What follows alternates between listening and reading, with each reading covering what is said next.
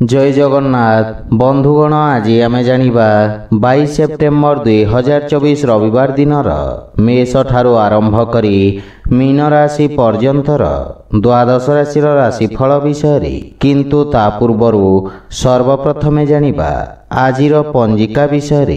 आज होउची 22 सेप्टेम्बर 2024 रविवार आश्विन कृष्ण पक्ष पंचमी कन्या 7 दिन। आज कृतिका नक्षत्र और वृषचंद्र।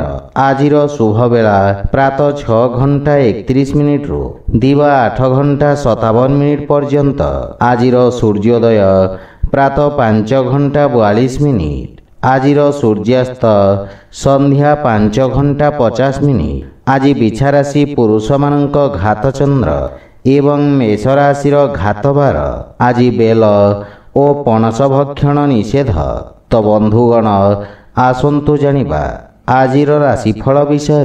ता पूर्वरु आम चैनल को जो माने नुआ करी आछंती तले थिबा लाल रंगर सब्सक्राइब बटन को दबाई आम चैनल को सब्सक्राइब करंतु और पाखरे थिबा घंटी बटन को दबाई ऑल रे सिलेक्ट करंतु काहेकि ना आमे अपलोड करिथिबा प्रत्येक वीडियो रो नोटिफिकेशन आपण सर्वप्रथमे पाई परिबे। मेष राशि आपणक राशि द्वितीय स्थान रे चंद्रदेवंको गोचर आपणको निज वाणी द्वारा लाभ प्रदान कराइब एवं आपण कोनोसी गुरुत्वपूर्ण व्यक्ति को साक्षात करिबे जहार मार्गदर्शन आपणक कार्यक्षेत्र रे बहुत सहायक हेब।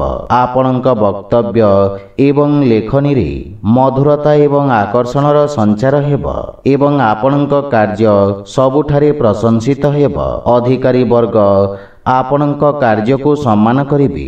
पारिवारिक जीवन रे नूतन सतेजता आसीब। जीवन साथी आपण को सम्मान करिबे तथा संपर्क मजबूत हेबाको लागिब। परस्पर को भल भाबरे बुझिबा पई एहा एक सुवर्ण सुजोग। सान भाई भौणींक ठारू आपण स्नेह पाइबे एवं सेमाने आपण को अनुसरण करिबे। प्रेम संबंध पई समय अनुकूल रहिछि एवं पूर्वरु रहितबा मतभेद दूर हेब। आर्थिक स्थिति रे उन्नति हेब एवं पारिवारिक संपत्ति वृद्धि हेब। सुख सुविधा रे मध्य वृद्धि घटिब किंतु कार्य व्यस्तता हेतु किछि शारीरिक थकापन अनुभव करि पारंती। सेति पई खाद्यपेयर विशेष जत्न नियंतु। स्वास्थ्य अवस्था उत्तम अनुकूल रहिब। आज आपण ओं गणपते नमः मंत्र जप करंतु शुभ फल पाइबे। वृष राशि आपणक राशि स्थान रे चंद्रदेवंको गोचर किछि समय धरि चाली आसुथिबा समस्यार समाधान करिब। आपणक आत्मविश्वास बढ़िवा द्वारा आपणक व्यक्तित्वर उन्नति हेब एवं आपणक स्वभावरु क्रोधर हानि घटिब एवं आपण चापरु मुक्ति पाइबे। वाणिज्य व्यवसाय क्षेत्र रे उन्नति हेबारु मन प्रसन्न रहिब। आपणक कार्य क्षेत्र रे किछि नुआ परिवर्तन करिबे जहा भविष्यत रे आपणको शुभ फल प्रदान करिब। जीवन साथी आपणक व्यक्तित्व रे आसीथिबा परिवर्तन द्वारा प्रभावित हेबे। संतान पक्षरु सुखद समाचार आपणक चिंता को ह्रास करिब। पितांक सहयोगरु आपणक अटकीथिबा कार्य अग्रगति करिब किंतु परिवारर वरिष्ठ सदस्यंक स्वास्थ्य प्रति विशेष ध्यान दियंतु और पितामातांकर सेवा करंतु। जदि कोनोसी निवेश करिबाकू चाहंती तेबे पितांक परामर्श अवश्य नियंतु। परिवारर अनावश्यक खर्च रे नियंत्रण लागि रहिब। कोनोसी प्रकार जीवाणुजनित रोग आपणको जंत्रणा देई पारे एवं नित्यकर्म प्रभावित हेबा कारणरू कार्य रे बाधा सृष्टि होई पारे किंतु स्वास्थ्य प्रति सचेत रहंतु। आज आपण जे कोनोसी मंदिर रे नाली रंगर ध्वजदान करंतु शुभ फल पाइबे। मिथुन राशि आपणक द्वादश भाव रे चंद्रदेवंको गोचर व्यवसाय रे किछि क्षति घटाई पारे एवं कार्य क्षेत्र रे किछि अप्रीतिकर परिस्थिति उत्पन्न होई पारे। एही समय आपणको निज लंबित कार्य समाप्त करिबाकू एक सुजोग प्रदान करिब किंतु कोनोसी नुआ कार्य हाथ को नियंतु नहीं। असुरक्षित कार्यरु क्षतिर संभावना रहिछि। विशेष करी स्टॉक मार्केट रे नूतन विनियोगरु आपण दूरे रुहंतु। रोजगार क्षेत्र रे कोनोसी परिवर्तन पई एही समय शुभ नुहे। पारिवारिक स्थिति चापग्रस्त होई पारे। विशेष करी कोनोसी अनावश्यक खर्चरु आपण दूरे रुहंतु एवं कोनोसी प्रकार ऋण नेबा ठारू ଦୂରେଇ ରୁହନ୍ତୁ, ଅନ୍ୟଥା ଆପଣଙ୍କ କ୍ଷତିର ସମ୍ଭାବନା ରହିଛି। କିନ୍ତୁ ଭାଇ ଓ ଭଉଣୀଙ୍କ ସାହାଯ୍ୟରେ ଆପଣ ସମସ୍ତ ସମସ୍ୟାରୁ ମୁକ୍ତି ପାଇବେ। ଆର୍ଥିକ ସ୍ଥିତି ସାମାନ୍ୟ ଦୁର୍ବଳ ରହିବ। ଯେକୌଣସି ପ୍ରକାର ନିବେଶ କିମ୍ବା ସମ୍ପତ୍ତି କ୍ରୟ ବିକ୍ରୟକୁ ସଠିକ୍ ସମୟ ପର୍ଯ୍ୟନ୍ତ ସ୍ଥଗିତ ରଖନ୍ତୁ। ସ୍ୱାସ୍ଥ୍ୟ ଅବସ୍ଥା ଉତ୍ତମ ଅନୁକୂଳ ରହିବ, କିନ୍ତୁ ଆଖି ସମ୍ବନ୍ଧିତ ସ୍ୱାସ୍ଥ୍ୟ ସମସ୍ୟାର ବିଶେଷ ଯତ୍ନ ନିଅନ୍ତୁ।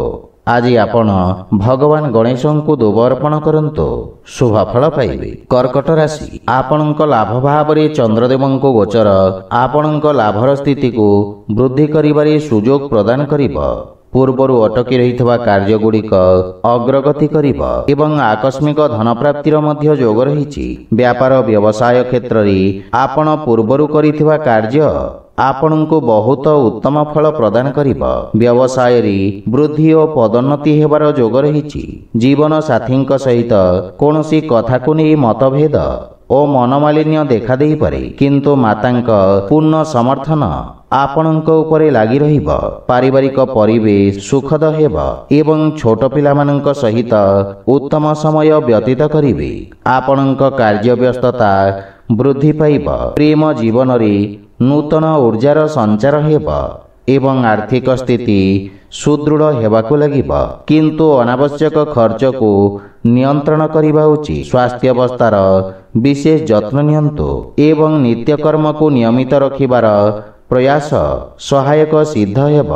ଆଜି ଆପଣ ଗରିବ ଲୋକଙ୍କୁ ଯଥାସମ୍ଭବ ସାହାଯ୍ୟ କରନ୍ତୁ, ଶୁଭ ଫଳ ପାଇବେ। ସିଂହ ରାଶି, ଆଜି କାର୍ଯ୍ୟକ୍ଷେତ୍ରରେ ନୂତନ ଯୋଜନା ଦ୍ୱାରା ଅଗ୍ରଗତି ହେବ।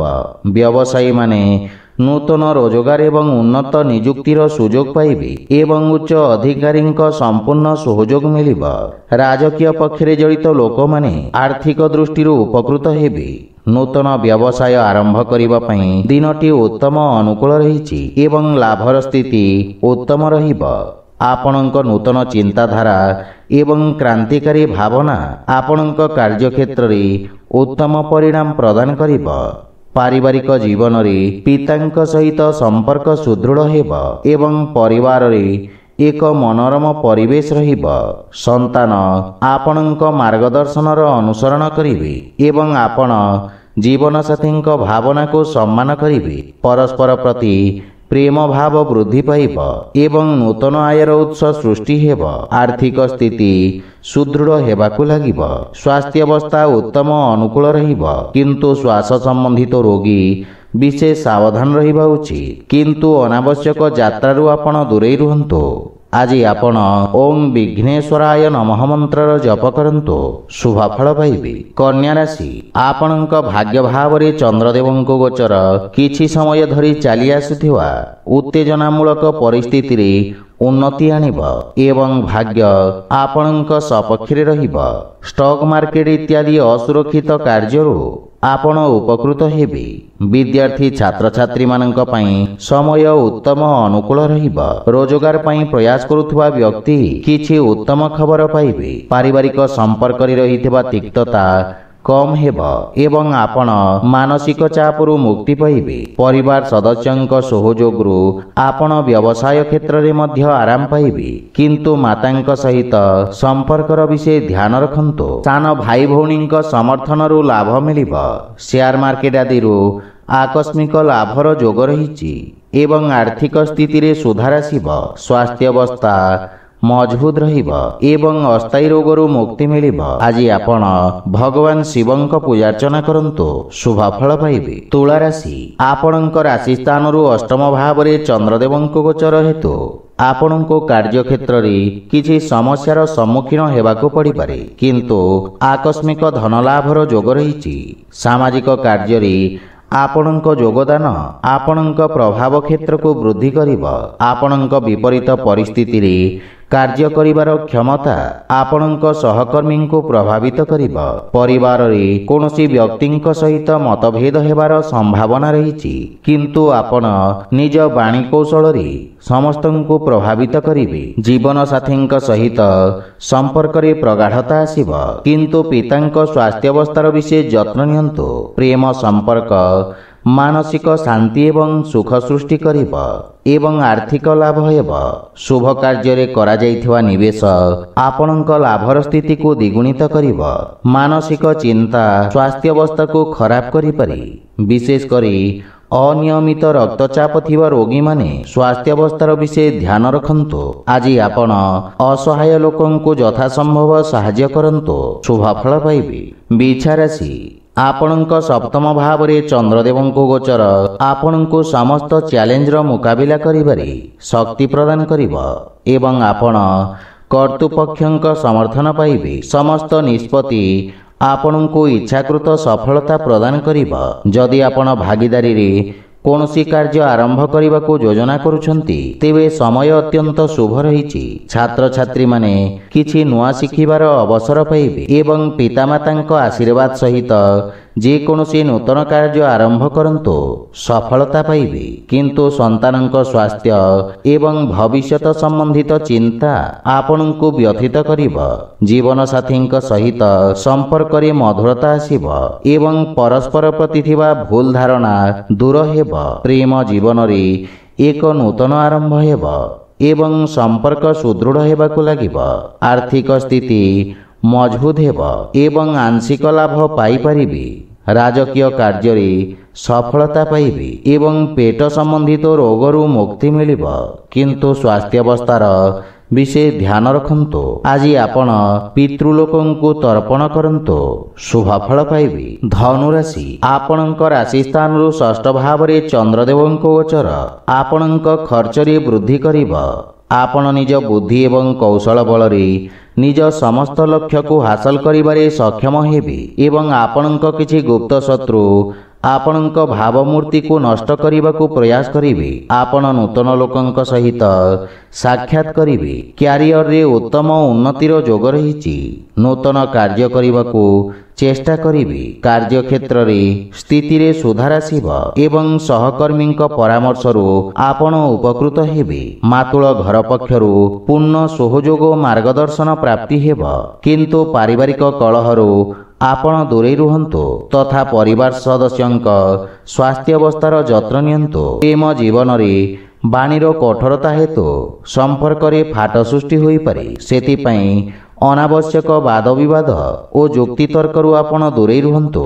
ଯଦି ଆପଣ ବ୍ୟବସାୟିକ ଋଣ ପାଇଁ ଚେଷ୍ଟା କରୁଛନ୍ତି, ତେବେ ଜଣେ ପରିଚିତ ବ୍ୟକ୍ତିଙ୍କ ସାହାଯ୍ୟ ପାଇବାର ସମ୍ଭାବନା ରହିଛି। ଗଣ୍ଠିପୀଡ଼ା ଯନ୍ତ୍ରଣା ଭୋଗୁଥିବା ରୋଗୀମାନେ ଉପକୃତ ହେବେ। ଆଜି ଆପଣ ବୃଦ୍ଧ ଲୋକଙ୍କୁ ସାହାଯ୍ୟ କରନ୍ତୁ, ଶୁଭଫଳ ପାଇବେ। ମକର ରାଶି, ଆପଣଙ୍କ ରାଶିରୁ ପଞ୍ଚମ ଭାବରେ ଚନ୍ଦ୍ରଦେବଙ୍କ ଗୋଚର ଆପଣଙ୍କ ସୃଜନଶୀଳ ଦକ୍ଷତା ବୃଦ୍ଧି କରିବ। କଳାକ୍ଷେତ୍ର ସହିତ ଜଡ଼ିତ ବ୍ୟକ୍ତି, ବିଶେଷ କରି ରଙ୍ଗମଞ୍ଚ ଏବଂ ଚଳଚ୍ଚିତ୍ର କ୍ଷେତ୍ରରେ ଜଡ଼ିତ ବ୍ୟକ୍ତି ନୂତନ ସୁଯୋଗ ପାଇବେ। ବ୍ୟବସାୟରେ ଅଂଶୀଦାରମାନଙ୍କ ଦ୍ୱାରା ଲାଭର ସ୍ଥିତି ବୃଦ୍ଧି ପାଇବ। ଛାତ୍ରଛାତ୍ରୀମାନଙ୍କ ପାଇଁ ସମୟ ଅତ୍ୟନ୍ତ ଶୁଭ ରହିଛି। ଆପଣ ନିଜର ସମସ୍ତ ଲକ୍ଷ୍ୟ ପୂରଣ କରି ପିତାମାତା ଏବଂ ଗୁରୁଜନଙ୍କୁ ଗୌରବାନ୍ୱିତ କରିବେ। ପାରିବାରିକ ପରିବେଶରେ ଶାନ୍ତି ସୌହାର୍ଦ୍ଦ୍ୟ ଲାଗି ରହିବ।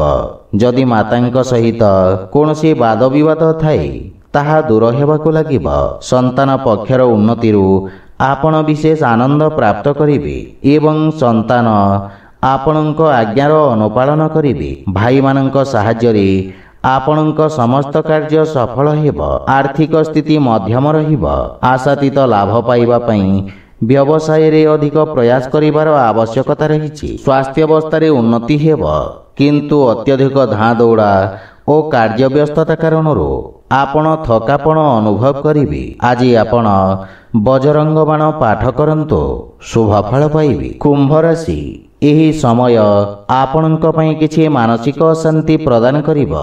ଆପଣ ବ୍ୟବସାୟ ଏବଂ ବ୍ୟବସାୟର ଭବିଷ୍ୟତ ବିଷୟରେ ଚିନ୍ତିତ ରହିବେ।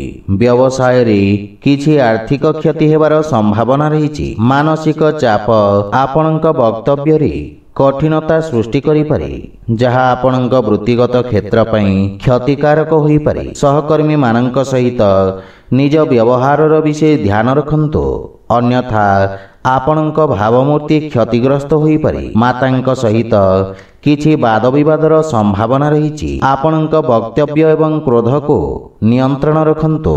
ଶାନ୍ତ ମନ ସହିତ ସମସ୍ୟାର ସମାଧାନ କରିବାର ପ୍ରୟାସ କରନ୍ତୁ। ପିତାଙ୍କ ମାର୍ଗଦର୍ଶନ ଏବଂ ସମର୍ଥନ ଆପଣଙ୍କ ଉପରେ ଲାଗି ରହିବ। ଜୀବନସାଥୀଙ୍କ ସହିତ ସମ୍ପର୍କରେ ପ୍ରଗାଢ଼ତା ଆସିବ ଏବଂ ପ୍ରେମ ଜୀବନରେ ମଧୁରତାର ଭାବ ରହିବ।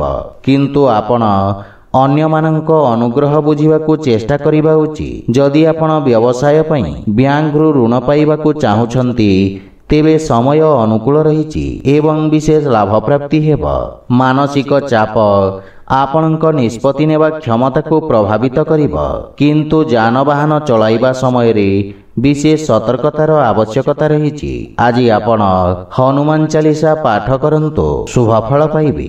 ମୀନ ରାଶି, ଆପଣଙ୍କ ତୃତୀୟ ଭାବରେ ଚନ୍ଦ୍ରଦେବଙ୍କ ଗୋଚର ଆପଣଙ୍କ କାର୍ଯ୍ୟକ୍ଷେତ୍ରରେ ସକାରାତ୍ମକ ପରିବର୍ତ୍ତନକୁ ନେଇ ଆପଣଙ୍କୁ ଖୁସି ପ୍ରଦାନ କରିବ। ଆପଣଙ୍କ ରାଜନୈତିକ ବର୍ଚସ୍ୱରେ ବୃଦ୍ଧି ହେବ ଏବଂ ଆପଣ ହାତରେ ଥିବା ସମସ୍ତ କାର୍ଯ୍ୟକୁ ଦକ୍ଷତାର ସହିତ ସମ୍ପୂର୍ଣ୍ଣ କରିବେ। ବ୍ୟବସାୟୀ ବର୍ଗଙ୍କ ପାଇଁ ଏହି ସମୟ ନୂତନ ଯୋଜନା କ୍ରିୟାନ୍ୱିତ କରିବା ପାଇଁ ଉତ୍ତମ ସମୟ। ଆପଣ ନିଜ କାର୍ଯ୍ୟକ୍ଷେତ୍ରକୁ ସଫଳତାର ସହିତ ବିସ୍ତାର କରିବେ ଏବଂ ପରିବାରର ସୁଖ ଏବଂ ସମୃଦ୍ଧତା ପାଇଁ ଖର୍ଚ୍ଚ କରିବେ। ଜୀବନସାଥୀଙ୍କ ପୂର୍ଣ୍ଣ ସମର୍ଥନ ପ୍ରାପ୍ତି ହେବ। ବିଦେଶରୁ କିଛି ଭଲ ଖବର ପାଇ ପ୍ରସନ୍ନତା ଅନୁଭବ କରିବେ। ବଡ଼ ଭାଇମାନଙ୍କର ବିଶେଷ ସମର୍ଥନ ଆପଣଙ୍କ ଅଗ୍ରଗତିର କାରଣ ହେବ। ପିତାଙ୍କ ସ୍ୱାସ୍ଥ୍ୟାବସ୍ଥାର ବିଶେଷ ଧ୍ୟାନ ନିଅନ୍ତୁ ଏବଂ ଆର୍ଥିକ ପ୍ରଗତି ହେବ, କିନ୍ତୁ ପାରିବାରିକ ଖର୍ଚ୍ଚରେ ବୃଦ୍ଧି ମାନସିକ ଚାପ ସୃଷ୍ଟି କରିପାରେ। ସ୍ୱାସ୍ଥ୍ୟାବସ୍ଥାରେ ଉନ୍ନତି ହେବ, କିନ୍ତୁ ସତର୍କତା ବଜାୟ ରଖନ୍ତୁ।